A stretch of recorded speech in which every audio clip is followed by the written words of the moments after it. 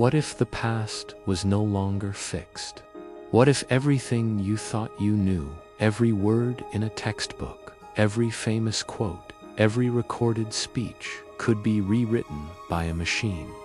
Artificial intelligence isn't just building the future, it's rewriting the past. And for the first time in American history, history itself is up for grabs. Today, AI is being used to reconstruct ancient voices, create holographic presidents, generate entire historical documentaries, and even write textbooks. But who programs the algorithm? Who decides what is accurate and what is not? It's already happening.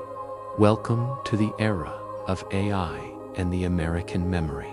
AI began as a tool, way to process and analyze large data sets.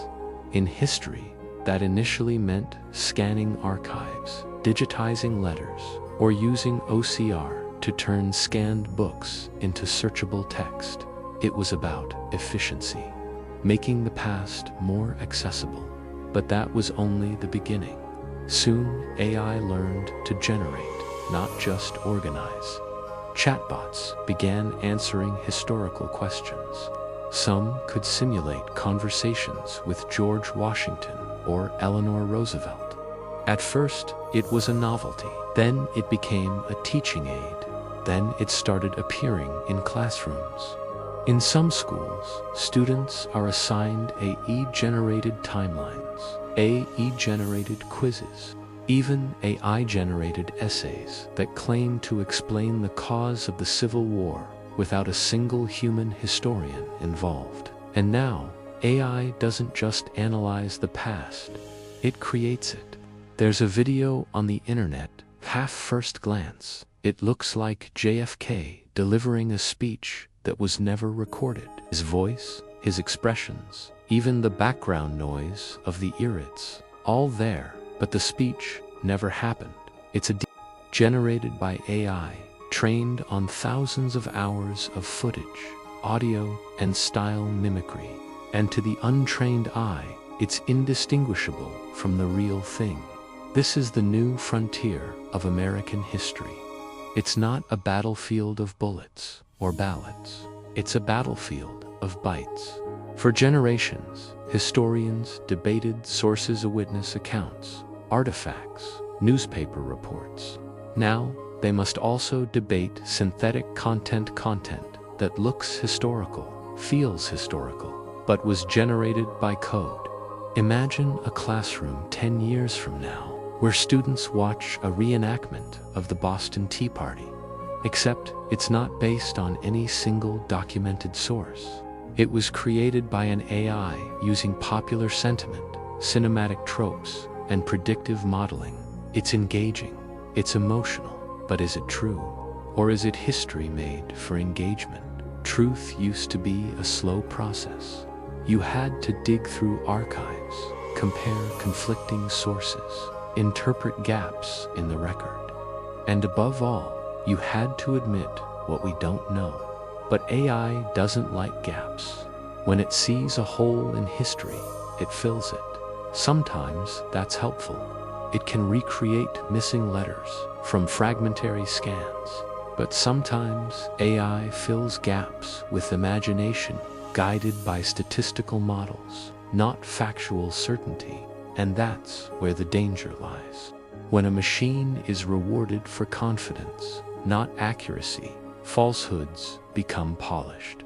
Polished until they're indistinguishable from reality.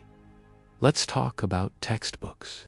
Across the US, budget-strapped districts are turning to AI to generate lesson plans, reading material, and even quizzes. It's fast, cheap, and customized.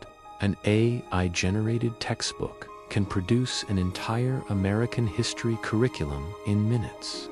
It can match state standards, include test questions, and adjust reading levels. But what if the data set it was trained on is biased? What if it favors certain narratives over others? What if a Silicon Valley engineer or a private contractor decides that slavery should be contextualized differently, and that material often reflects the biases, omissions, and blind spots of the internet itself. Now picture a future where AI doesn't just write the textbook, it updates it automatically, silently, without anyone noticing. One day, your child's digital history app says Rosa Parks sat on a different bus, or that the Iraq War began in 2004 instead of 2003. A small error, easy to miss. When AI curates history, what happens to the messy parts, the contradictions, the uncomfortable truths? What happens to Wounded Knee, Tuskegee, COINTELPRO? Do those get filtered out as divisive, or rephrased into something more palatable? Museums across the country are using AI to recreate lost artifacts and build virtual experiences. These innovations are awe-inspiring. With a headset, you can now walk through a 3D model of 1776 Philadelphia. You can hear Hamilton debate Jefferson in lifelike simulations. But are you learning history or entertainment? Because these experiences are also curated, designed, scripted, and increasingly, they're generated with the help of AI tools. When a historical museum uses AI to fill in the blanks, who decides what gets added? And what if the blank is about race, class, or rebellion? Is it still history if it leaves out the struggle? There's a darker side too, one we can't ignore. AI is now being used for disinformation. There are AI bots on Twitter, Reddit, and YouTube designed to subtly reshape how users perceive history. Some promote false Civil War narratives. Some spread revisionist takes on the civil rights movement. Others defend past atrocities with artificial experts quoting fake statistics, and users believe them. Because they don't look like trolls, they look like authority. They sound intelligent. AI isn't inherently dangerous, but it's also not neutral. It reflects the values of those who build it. It amplifies the biases of those who train it, and it can be manipulated by those who understand its weaknesses. That's why the future of American history isn't just about data, it's about power. Who owns the platforms? Who controls the datasets?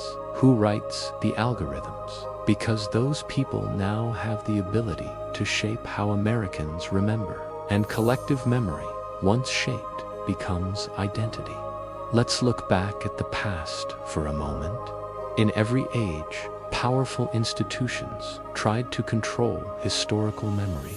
Monarchs censored court histories. Colonial powers rewrote native histories. Totalitarian regimes banned books and imprisoned dissenting historians. The difference now is scale. With AI, you don't need to ban a book. Each one slightly more aligned with what someone wants you to believe. American history has always been debated, revised, and revisited. That's part of its strength. But AI changes the game. Now, the revision doesn't happen over decades. It happens in milliseconds. Now, the debate isn't between scholars. It's between code bases. And now, the person reading history might be an algorithm, summarizing it for another algorithm, feeding it to your child's search result. A memory that feels real, but may never have existed. There's still hope. Historians are using AI to uncover hidden histories, like identifying overlooked names in census records, or mapping out slave trade routes from scattered archives. AI has immense potential to illuminate the past, to bring truth to light. If we ask, where did this AI get its information? Who trained it? What was left out? Because the moment we stop asking those questions, history is no longer ours. It belongs to whoever owns the machine. So what do we do now? We teach critical thinking. We protect archives. We fund real historians.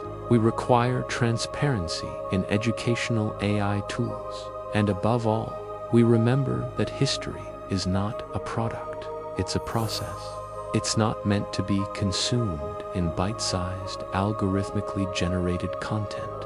It's meant to be debated, challenged, re-examined. That's how we stay free. Because if we allow machines to tell us who we are, then we may forget who we've been. And a nation without memory is a nation without a future.